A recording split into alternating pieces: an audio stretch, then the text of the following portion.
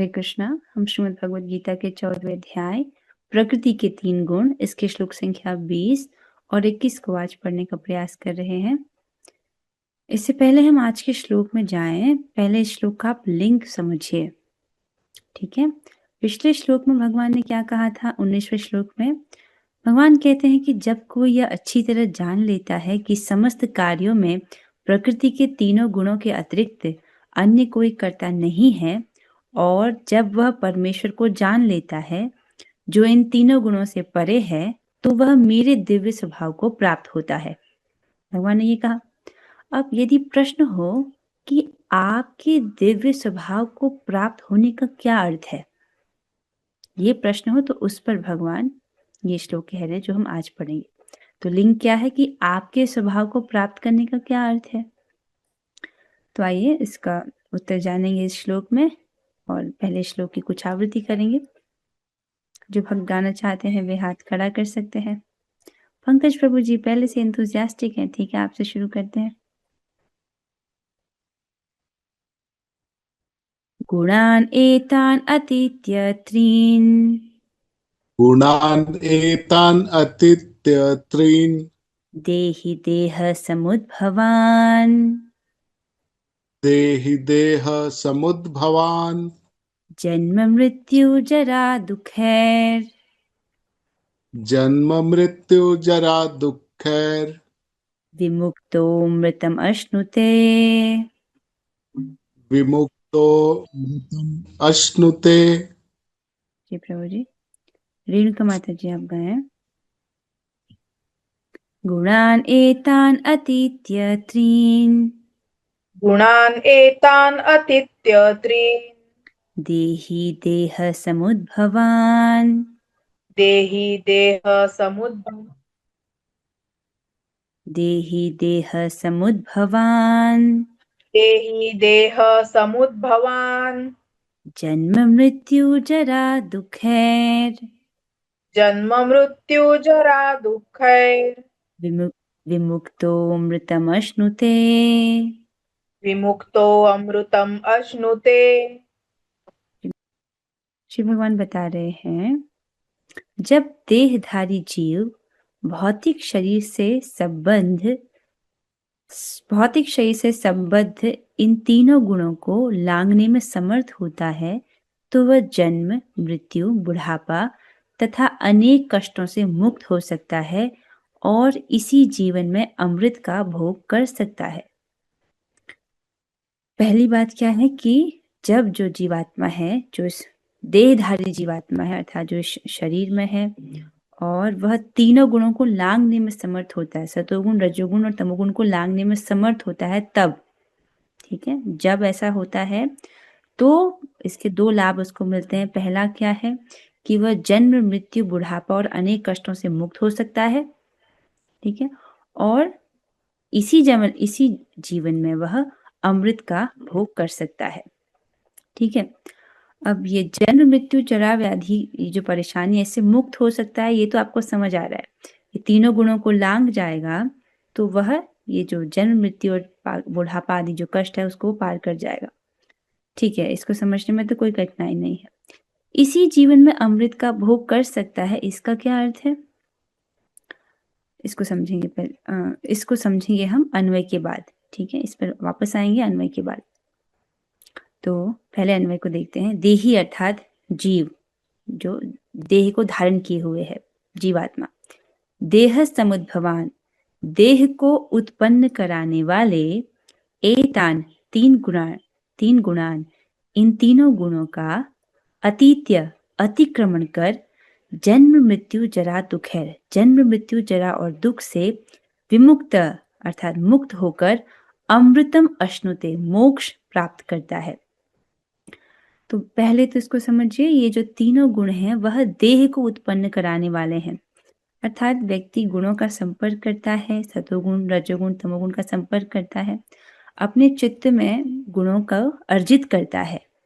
जिसने सतोगुण कमाया है उसके चित्त में सतोगुण अधिक होता है, जिसने जो रजोगुण के संपर्क में रहा है उसके चित्त में रजोगुण अर्जित हुआ है, जो तमोगुण के संपर्क में रहा है उसके चित्त में तमोगुण अर्जित होता है। इस प्रकार से यही गुण कारण है उसके अगले भौतिक देह का। ठीक है, तो देह समुद्भवान, देह को उत्पन्न कराने वाले हैं ये तीनों गुण। जब वह इन तीनों गुणों को अतिक्रमण कर जाता है, अतिक्रमण अर्थात इनको लांग जाता है, ठीक है, तब वह जन्म मृत्यु जरा और दुख से मुक्त होकर के अमृतम अश्नुते, तो हम इसका वह अर्थ देंगे, एक तो है मोक्ष प्राप्त करता है अर्थात जन्म मृत्यु जरा दुख से को पार कर जाता है। तो प्रभुपाद जी बताते हैं कि उसको इस जन्म में भी सुख मिलता है और वह उसका अगले मृत्यु के बाद उसका वैकुंठ जाना निश्चित हो जाता है। ठीक है, अब आपको समझ आ रहा है? तो एक बार फिर से इस लाइन पर जाएंगे कि इसी जीवन में अमृत का भोग कर सकता है, इसका क्या अर्थ है? एक तो सिंपल इसका अर्थ है, प्रभुपाद जी कहेंगे इसी जीवन में उसको आध्यात्मिक सुख का अनुभव होगा और मृत्यु के बाद वैकुंठ जाना उसके लिए निश्चित होगा, निश्चित रूप से उसको वैकुंठ की प्राप्ति होगी। लेकिन इसको थोड़ा और समझेंगे हम, मतलब एक तो आप समझ ही रहे हो। तो इसी जीवन में अमृत का भोग कर सकता है, इसका क्या अर्थ है? इसका अर्थ है कि जब व्यक्ति को भाव भक्ति प्राप्त हो जाती है तब वह आध्यात्मिक जगत के सुख को यहीं इसी जीवन में अनुभव करता है। समझ आ रहा है? भाव भक्ति आप समझ रहे हैं, जैसे भक्ति के 9 सोपान हैं, श्रद्धा, साधु संग, भजन क्रिया, अनर्थ निवृत्ति, निष्ठा, रुचि, आसक्ति, और फिर ये जो 8वां स्तर है वह है भाव भक्ति का। तो जब व्यक्ति इस प्रकार से भक्ति करते करते भाव के स्तर पर पहुंच जाता है तब उसको इसी जीवन में आध्यात्मिक जगत के सुख का अनुभव होता है, सांद्रानंद आनंद। ये कैसा सुख उसको अनुभव होता है? जो कि सांद्रानंद घनीभूत आनंद है, जो मोक्ष के सुख को भी तुच्छ करने वाला है। ठीक है, तो समझ आ रहा है? भाव भक्ति के स्तर पर व्यक्ति को ऐसा आनंद प्राप्त होता है जिसके बारे में भगवान बात कर रहे हैं। ठीक है, तो इसी जीवन में अर्थात जब भाव भक्ति को प्राप्त होगा तब, अर्थात जो तीनों गुणों को लांघेगा, भाव भक्ति को प्राप्त होगा। ठीक है, इसका अर्थ है कि ऐसे सुख का अनुभव यही इसी जीवन में किया जाएगा। कुछ लोग सोचते हैं कि भक्ति करेंगे इसका फल तो मृत्यु के बाद ही मिलेगा, और यहाँ पर भगवान क्या कह रहे हैं? नहीं, इसी जीवन में वह अमृत का उपभोग करेगा, अर्थात वह आध्यात्मिक सुख का अनुभव करेगा। ठीक है, लेकिन कब? जब वो भाव भक्ति को पहुंचेगा, भाव भक्ति जब उसको प्राप्त होगी। अब यहाँ पर समझिए कि जरूरी नहीं है कि भाव भक्ति एक ही जीवन में मिल जाए। कुछ भक्तों के उदाहरण हैं जिन्होंने एक ही जीवन में भाव भक्ति को प्राप्त किया है, जैसे कि लखा हीरा। चैतन्य चरितामृत में हरिदास ठाकुर जी के प्रसंग में एक महिला का वर्णन है जिनका नाम है लखा हीरा, जो इस उद्देश्य से आती हैं कि हरिदास ठाकुर का पतन करा दें, लेकिन हरिदास ठाकुर जी उनका उद्धार कर देते हैं और उनको अपनी शिष्या बना लेते हैं और उनको हरिनाम की दीक्षा प्रदान करते हैं। फिर लखा हीरा जो है प्रतिदिन 2 लाख हरे कृष्ण महामंत्र का जप करती हैं तुलसी जी के समक्ष। तो हरिदास ठाकुर जी उनको यही इंस्ट्रक्शन देते हैं कि तुम निरंतर हरे कृष्ण महामंत्र जो है इस नाम को जपो और तुलसी जी की सेवा करो, इस प्रकार तुमको बहुत शीघ्र ही कृष्ण के चरण की प्राप्ति होगी। तो वह इस प्रकार से जप करती हैं और उनको उसी जीवन में ही भगवान का प्रेम प्राप्त हो जाता है। तो ऐसा भी संभव है कि एक ही जीवन में भाव भक्ति मिल जाए जैसे लखा हीरा, लेकिन जरूरी नहीं है कि सबको एक ही जन्म में भाव भक्ति प्राप्त हो जाए। ठीक है, तो यहाँ पर ये भक्ति लता दर्शाई गई है। भक्ति लता में क्या है, इसको थोड़ा जूम कर लेते हैं। श्रद्धा, साधु संग, भजन क्रिया, अनर्थ निवृत्ति, उसके बाद निष्ठा, फिर रुचि, आसक्ति, फिर भाव का जब अंकुर होता है तब की बात भगवान कर रहे हैं। ठीक है, अच्छा, फिर एक प्रश्न आता है कि हम अभी कौन से स्टेज पर हैं? हम कौन से स्टेज पर हैं अभी? देखिए, श्रद्धा मतलब भक्ति प्रवर्तक शास्त्रों में श्रद्धा वो तो है आप में, तभी तो आप भगवत गीता को सुन रहे हैं। ठीक है, श्रद्धा के बाद साधु संग, जब श्रद्धा होती है तो व्यक्ति साधु संग, उसके बाद अगला स्तर आता है साधु संग, और साधु संग हो रहा है इससे कैसे पता चलेगा? उसके जीवन में कुछ रेगुलेशन आएगा, अर्थात वो कुछ भजन क्रिया को अपनाएगा। ठीक है, नियमित रूप से संख्या पूर्वक हरे कृष्ण महामंत्र का जप करना, प्रसाद खाना, ग्रंथों का श्रवण करना, भगवत गीता भागवतम इसका श्रवण करना, तो भजन क्रिया कुछ शुरू हुई। और फिर आता है स्टेज अनर्थ निवृत्ति का। ठीक है, तो अनर्थ निवृत्ति के स्टेज में जो अनर्थ है उनकी निवृत्ति होने लगती है। तो अभी हम अनर्थ निवृत्ति के स्टेज पर हैं। अनर्थ निवृत्ति भी 4 प्रकार के बोले गए हैं। ठीक है, 4 प्रकार के अनर्थों की निवृत्ति। अब अनर्थ क्या है? जो परमार्थ नहीं है वही अनर्थ है। और परमार्थ क्या है? परमार्थ अर्थात भगवान श्री कृष्ण और उनकी प्रेममयी सेवा। तो जो इनके संबंध में नहीं है वह अनर्थ है।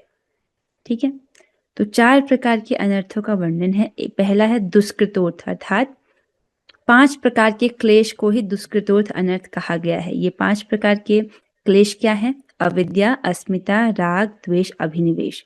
अविद्या अर्थात अपने स्वरूप को भूल जाना। अस्मिता फिर जो मैं नहीं हूं उसको मैं समझना, अर्थात शरीर को ही मैं समझना।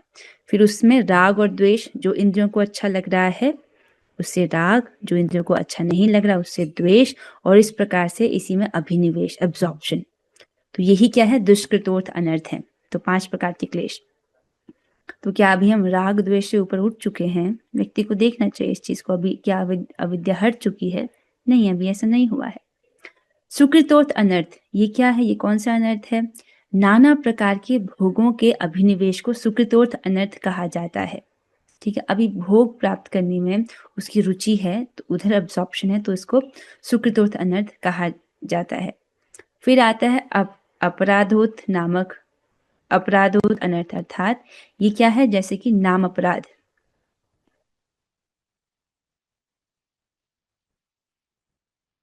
नाम अपराध जैसे कि यहाँ पर बताया गया है, अपराध के कारण नए प्रकार की वासना उत्पन्न हो जाती है जिससे भक्ति में विक्षेप आ जाता है। उदाहरण के लिए सौबरी मुनि का उदाहरण आप देखिए। सौबरी मुनि यमुना जी के जल में तपस्या कर रहे थे। ठीक है, लेकिन वह गरुड़ जी के प्रति अपराध कर देते हैं। ठीक है, तो जिसके कारण क्या होता है? उनके हृदय में वासना जागृत हो जाती है। फिर वह इच्छा करते हैं कि मैं शादी करूं। तो इस प्रकार से उनके भजन में विक्षेप आता है। फिर वो मंधाता, राजा मंधाता की 50 राजकुमारियों से शादी करते हैं। तो ठीक है, इस कारण से क्या है कि भक्ति में विक्षेप आ जाता है, भक्ति उस वक्त नहीं कर पाते। तो अपराध के कारण एक नए प्रकार की वासना उत्पन्न हो जाती है जिससे भक्ति में विक्षेप आ जाता है। ये हुआ तीसरे प्रकार का अनर्थ, अपराधोत। और फिर चौथा अनर्थ है भक्तियुत। ये क्या है? भक्ति कर रहा है व्यक्ति और भक्ति से उसको सम्मान प्राप्त हो रहा है, तो इस सम्मान के कारण भी भक्ति में विक्षेप आना। तो ये चौथे प्रकार का अनर्थ है। तो अभी अपन लोग अनर्थ निवृत्ति के स्टेज पर है। तो ऐसे भक्ति करते रहेंगे तो इससे आगे बढ़ जाएंगे, जो कि अगला स्टेज है निष्ठा का। निष्ठा मतलब ये भी 3 प्रकार की होती है, शारीरिक निष्ठा, वाचिक निष्ठा, मानसिक निष्ठा। ठीक है, तो शारीरिक निष्ठा पर तो अभी हम हैं एटलीस्ट कि अपने क्रियाकलापों से केवल कृष्ण की संबंधित सेवाओं को ही करना, कृष्ण संबंधित कार्यों को ही करना। और वाचिक निष्ठा का भी अभ्यास कर रहे हैं, मतलब कुछ ऐसा नहीं बोलना जो कृष्ण से इतर हो, कोशिश कर रहे हैं प्रज्वलित नहीं करने का। फिर आता है मानसिक निष्ठा। कम से कम वाचिक निष्ठा पहले आ जाए, उसके बाद मानसिक निष्ठा पर पहुंचेंगे। तो इस प्रकार से जो है निष्ठा, फिर रुचि, फिर आसक्ति और फिर भाव। ठीक है, तो इसमें बताया गया है कि व्यक्ति को अपने अनर्थ निवृत्ति पर ध्यान ना दे करके अपना फोकस, अपना ध्यान अर्थ प्रवृत्ति पर लगाना चाहिए। अर्थ प्रवृत्ति मतलब जो भक्ति में चीजें बोली गई हैं करने के लिए, उसको उस पर ध्यान लगाए। जैसे नियमित रूप से संख्या पूर्वक हरे कृष्ण महामंत्र का जप करे, श्रीमद् भगवद गीता और श्रीमद् भागवतम जैसे ग्रंथों का श्रवण करे, भक्तों की संगति करे, भगवान को प्रसाद खाए, भगवान को प्रणाम करे, भगवान को पत्र, पुष्प, फल, जल आदि अर्पण करे। इस प्रकार के जो अर्थ प्रवृत्ति की बातें बताई गई हैं उसका पालन करे। इसे ऐसा करते करते क्या होगा? ये अनर्थ निवृत्ति जो है, अनर्थ स्वतः ही निवृत्त होते जाते हैं। ठीक है, आशा आपको स्पष्ट हुआ होगा। अब हम तात्पर्य की ओर चलेंगे। अनुवाद और तात्पर्य कृष्ण कृपा मूर्ति श्री श्रीमद AC भक्ति वेदांत स्वामी श्री प्रभुपाद द्वारा। प्रभुपाद जी बताते हैं, इस श्लोक में बताया गया है कि किस प्रकार इसी शरीर में कृष्ण भावनामृत होकर दिव्य स्थिति में रहा जा सकता है। ठीक है, मतलब तीनों गुणों को लांघना वो कैसे होता है? जब व्यक्ति कृष्ण भावनामृत का अनुशीलन करता है। तो कृष्ण भावनामृत होकर व्यक्ति दिव्य स्थिति में रह सकता है। संस्कृत शब्द देही का अर्थ है देहधारी। यद्यपि मनुष्य इस भौतिक शरीर के भीतर रहता है, अर्थात जीवात्मा इस भौतिक शरीर के भीतर रहता है, लेकिन अपने आध्यात्मिक ज्ञान की उन्नति के द्वारा वह प्रकृति के गुणों के प्रभाव से मुक्त हो सकता है। कितना कितना सुंदर है ये। यद्यपि इसी भौतिक शरीर में दिख रहा है भग, लेकिन वह आध्यात्मिक ज्ञान की उन्नति के द्वारा, अर्थात बहुत अच्छे से आध्यात्मिक ज्ञान को समझ रहा है, उसका अनुशीलन कर रहा है, उसमें उन्नति के द्वारा प्रकृति के गुण के जो प्रभाव हैं, सतोगुण का जो प्रभाव है, रजोगुण का जो प्रभाव है, तमोगुण का जो प्रभाव है, उससे मुक्त वह हो सकता है। ये ऐसी चीजें हैं जिसको व्यक्ति प्रत्यक्ष अनुभव करता है इसी शरीर में। ठीक है, वह इसी शरीर में आध्यात्मिक जीवन का सुखोपभोग कर सकता है, क्योंकि इस शरीर के बाद उसका वैकुंठ जाना निश्चित है, लेकिन वह इसी शरीर में आध्यात्मिक सुख उठा सकता है। इस प्रकार से जब वह कृष्ण भावनामृत का अनुशीलन करता है तो इसी शरीर में वह आध्यात्मिक सुख का अनुभव कर सकता है। आप स्वयं देखिए, भक्ति करके मन कितना शांत हो जाता है, एक अलग प्रकार का संतोष प्राप्त होता है। सुख है ना कुछ भक्ति में। भक्ति में सुख पहले दिन से होता है, लेकिन निष्ठा के स्तर पर वह सुख प्रकट रूप से महसूस होने लगता है। अभी भी आपको भगवत गीता की क्लास में कुछ सुख है, इसलिए तो आप रोज आ रहे हैं, वरना यहाँ पर आपको धन तो नहीं दिया जा रहा है और ना ही मेरी तरफ से कोई बाध्यता है, अटेंडेंस है कि आप आओ ही आओ। तो आप आ रहे हो स्वेच्छा से, इसका मतलब कुछ तो सुख है जो आप अनुभव करते हो गीता क्लास में। तो इसी शरीर में व्यक्ति आध्यात्मिक सुख जो है उठा सकता है। दूसरे शब्दों में कृष्ण भावनामृत में भक्ति करना भवपाश से मुक्ति का संकेत है। तो अर्थात जो व्यक्ति भक्ति कर रहा है, कृष्ण भावनामृत का अनुशीलन कर रहा है, तो ये एक संकेत है कि वह भवपाश से, जो ये जन्म मृत्यु जरा व्याधि का जो पाश लगा है, जो चक्र है, इससे मुक्ति का संकेत है कि ऐसा जो व्यक्ति है बारंबार इस जन्म मृत्यु जरा व्याधि के चक्र से मुक्त हो जाएगा। इसका संकेत है। क्या संकेत है? कि वो व्यक्ति आज भक्ति करते हुए दिख रहा है। ठीक है, और अध्याय 18 में इसकी व्याख्या की जाएगी, तो इस बात को हम 18वें अध्याय में और पढ़ेंगे। जब मनुष्य प्रकृति के गुणों के प्रभाव से मुक्त हो जाता है, वह भक्ति में प्रविष्ट होता है। बहुत सुंदर प्रभुपाद जी ने कितने सिंपल तरीके से बताया। भगवान ने कहा ना यहाँ पर कि जो तीनों गुणों को लांघ जाता है, देखिए जब देहधारी जीव भौतिक शरीर से संबद्ध इन तीनों गुणों को लांघने में समर्थ होता है। अच्छा, अगर तीनों गुणों को लांघने में समर्थ होता है तब वो क्या करता है? प्रभुपाद जी स्पष्ट करते हैं, तब वह भक्ति में प्रविष्ट होता है। बिना भक्ति किए व्यक्ति तीनों गुणों को नहीं लांघ सकता है। कुछ लोग ये दावा करते हैं कि हमने भगवत गीता पढ़ ली है, फिर उनके जीवन को देखकर पता चलता है कि अरे ये लोग तो भक्ति नहीं कर रहे, तो उन्होंने भगवत गीता का एक अक्षर भी नहीं समझा। आप समझ रहे? जो भगवत गीता को समझ रहा है वो भगवान की भक्ति करेगा। यहाँ पे स्पष्ट है, तीनों गुणों में व्यक्ति है तो उसको भौतिक योनि ही प्राप्त होगी, चाहे वो सतोगुण का अनुशीलन करे, रजोगुण का या तमोगुण का। तीनों गुणों को लांघने का क्या मतलब है? प्रभुपाद जी बड़ा स्पष्ट कर देते हैं इस चीज को कि वह भक्ति में प्रविष्ट होगा। ठीक है, तीनों गुणों को लांघना अर्थात भगवान की भक्ति करना। आशा है कि ये श्लोक स्पष्ट हुआ होगा। अब हम एक और श्लोक पढ़ेंगे, श्लोक संख्या 21। जो भक्त गाना चाह रहे हैं वे हाथ खड़ा कर सकते हैं। यहाँ पर अर्जुन जी बहुत अच्छे प्रश्नों को पूछते हैं प्रभु भगवान से। रेणुका माता जी आपसे शुरू करेंगे।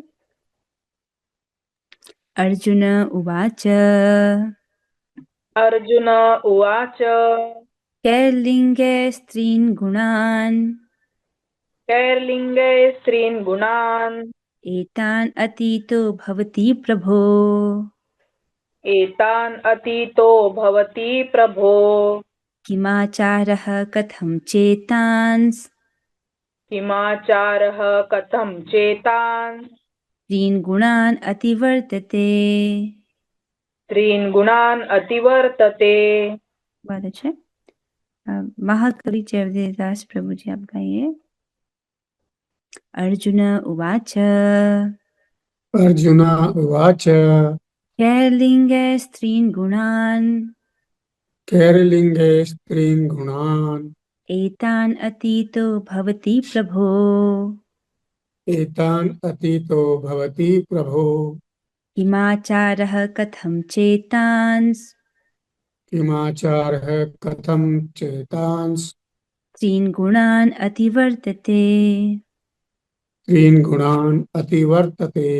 बहुत सुंदर। मीनाक्षी माता जी आप गाएं। अर्जुन उवाच अर्जुन उवाच कैर्लिङ्गैस्त्रीन् गुणान् कैर्लिङ्गे त्रीन् गुणान् एतान् अतीतो भवति प्रभो। तान् अतीतो भवति प्रभो। किमाचारः कथं चेतांस् किमाचारः कथं चेतान् त्रीन् गुणान् अतिवर्तते। त्रीन् गुणान् अतिवर्तते। बहुत सुंदर। आगे बढ़ेंगे। बहुत अच्छी माता जी। श्री भगवान यहाँ पर अर्जुन जी प्रश्न पूछ रहे हैं और बहुत महत्वपूर्ण प्रश्नों को पूछते हैं। ठीक, क्या प्रश्न पूछ रहे हैं? अर्जुन ने पूछा, हे भगवान, जो इन तीनों गुणों से परे है वह किन लक्षणों के द्वारा जाना जाता है, उसका आचरण कैसा होता है और वह प्रकृति के गुणों को किस प्रकार लांघता है। कितना अच्छा प्रश्न पूछे हैं उन्होंने। जैसे भगवान ने पिछले श्लोक में कहा कि जो तीनों गुणों को लांघ जाते हैं, इस प्रकार से भगवान ने वर्णन किया, तो सीधे मन में ये आता है ना कि जो व्यक्ति तीनों गुणों को लांघ जाता है वो कैसा होगा, किन लक्षणों के द्वारा हम ऐसे व्यक्ति को जानेंगे, उसका आचरण कैसा होगा और किस प्रकार से तीनों गुणों को लांघेगा। तो उसका स्पष्ट वर्णन भगवान अगले श्लोक में करेंगे। तो पहले तो हम इसी श्लोक को, प्रश्न को ही समझते हैं। अन्वय देखेंगे। अर्जुन उवाच, अर्जुन ने कहा, प्रभो, हे प्रभो, कैर्लिंगे अर्थात किन किन चिन्हों द्वारा एतान त्रीन गुणान अतीतः, इन तीनों गुणों से अतीत व्यक्ति का ज्ञेय भवति, ज्ञान होता है। अर्थात वो कह रहे हैं कि जो व्यक्ति इन तीनों गुणों से अतीत है, जिस व्यक्ति ने इन तीनों गुणों को लांघ दिया है, उसको हम किन किन चिन्हों के द्वारा जाने, किन किन चिन्हों के द्वारा उसका ज्ञान होता है, अर्थात उसके लक्षण क्या है, कैसे पता चलेगा कि व्यक्ति ने तीनों गुणों को लांघ दिया है, उसको जानना चाह रहे हैं। फिर कहते हैं किमाचारः, अर्थात उनके आचार क्या, उनके क्या आचार होते हैं, अर्थात उसका व्यवहार किस प्रकार का होता है। जो व्यक्ति तीनों गुणों को लांघ चुका है, क्या वह नियमित होता है या अनियमित होता है, इसको पूछ रहे हैं।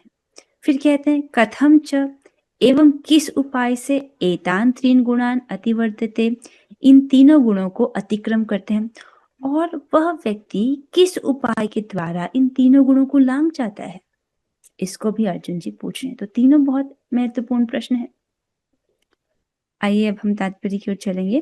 प्रभुपाद जी बताते हैं, इस श्लोक में अर्जुन के प्रश्न अत्यंत उपयुक्त हैं। वह उस पुरुष के लक्षण जानना चाहता है जिसने भौतिक गुणों को लांघ लिया है। ठीक है, तो सर्वप्रथम वह ऐसे दिव्य पुरुष के लक्षणों के विषय में जिज्ञासा करता है कि कोई कैसे समझे कि उसने प्रकृति के गुणों के प्रभाव को लांघ लिया है। तो पहला प्रश्न क्या है, कैसे समझ आए कि व्यक्ति ने तीनों गुणों को पार कर लिया है। आप समझ रहे हैं, इवन जो सतोगुण में स्थित हैं वह व्यक्ति भी बहुत शुद्ध आहार वाले होते हैं, शुद्ध आचरण वाले होते हैं, शुभ कर्म करते हैं, तो इस प्रकार के होते हैं, पर वह भी सतोगुण में है। लेकिन कैसे समझ आए व्यक्ति सतोगुण को भी पार कर गया है, तमोगुण को, रजोगुण को, सतोगुण को भी कैसे पार कर गया, कैसे हमको पता चलेगा। ठीक है, और ये पहला प्रश्न है। दूसरा प्रश्न उनका है कि ऐसा व्यक्ति किस प्रकार रहता है और उसके कार्यकलाप क्या हैं, क्या वे नियमित होते हैं या अनियमित। तो अर्थात ऐसा व्यक्ति जिसने तीनों गुणों को लांघ लिया है, उसका आचरण किस प्रकार का है, वो कैसे रहता है, किस प्रकार के कार्यकलाप करता है, क्या वो कार्यकलाप नियमित होते हैं या वो अनियमित कार्यकलाप होते हैं, इसको अर्जुन जी जानना चाह रहे हैं। फिर तीसरा प्रश्न बता रहे हैं, फिर अर्जुन उन साधनों के विषय में पूछता है जिससे वह दिव्य स्वभाव को प्राप्त कर सके। बहुत सुंदर। तो तीसरा प्रश्न क्या था कि किस उपाय के द्वारा इन तीनों गुणों को लांघा जाता है, अर्थात किस साधन के द्वारा ऐसा करना संभव है। उन साधनों के विषय में जानना चाह रहे हैं जिससे वह दिव्य स्वभाव, अर्थात दिव्य मतलब इन तीनों गुणों के परे, इन तीनों गुणों को लांग किस प्रकार पाएंगे, वो दिव्य स्वभाव को कैसे प्राप्त होंगे, इसके बारे में जानना चाह रहे हैं। यह अत्यंत महत्वपूर्ण है। जब तक कोई इन प्रत्यक्ष साधनों को नहीं जानता जिनसे वह सदैव दिव्य पद पर स्थित रहे, तब तक लक्षणों के दिखने का प्रश्न ही नहीं उठता है। ठीक है, तो सबसे पहले व्यक्ति को वो प्रत्यक्ष साधनों को जानना चाहिए जिसके द्वारा वो इस प्रकार से दिव्य पद तक उठ सके। इसका लाभ आपने देखा, जैसे भगवान ने पिछले श्लोक में बोला कि जो तीनों गुणों को लांघ जाता है वह जन्म मृत्यु जरा व्याधि और जो कष्ट हैं उनको पार कर जाता है, इनसे मुक्त हो जाता है और उसका इसी जन्म में उसको अमृत का वो उपभोग करता है, अर्थात आध्यात्मिक सुख का उसको अनुभव होता है। तो जन्म मृत्यु जरा व्याधि को पार कर जाता है कि क्या मतलब है, उसका दोबारा जन्म नहीं होगा। दोबारा जन्म नहीं होगा अर्थात उसका वैकुंठ जाना निश्चित हो जाएगा, भगवान के धाम की प्राप्ति होगी उसको। ठीक है, तो व्यक्ति ऐसे फल उसको प्राप्त हो तो वो साधन भी तो जानना चाहेगा जिस साधन के द्वारा इन तीनों गुणों को लांघा जाए। तो जब तक कोई उन प्रत्यक्ष साधनों को नहीं जानता जिनसे वह सदैव दिव्य पद पर स्थित रहे, तब तक लक्षणों के दिखने का प्रश्न ही नहीं उठता। तो सबसे पहले साधन जानेगा, फिर उसका अभ्यास करेगा, उसके बाद वो लक्षण आने शुरू होंगे। तो सबसे पहला क्या है कि व्यक्ति को साधन बताओ कि कैसे इन तीनों गुणों को लांघा जाए। अतएव अर्जुन द्वारा पूछे गए ये सारे प्रश्न अत्यंत महत्वपूर्ण हैं और भगवान उनका उत्तर देते हैं। तो अगले श्लोकों में भगवान इसी का वर्णन करते हैं। इन तीनों प्रश्नों के भगवान बहुत सुंदर ढंग से उत्तर देते हैं, जिसको हम अगली क्लास में जानेंगे। अभी तक की चर्चा से यदि किसी भक्त का कुछ प्रश्न हो तब आप पूछ सकते हो। ठीक है, श्लोक पर चर्चा तो यहाँ पर पूरी होती है।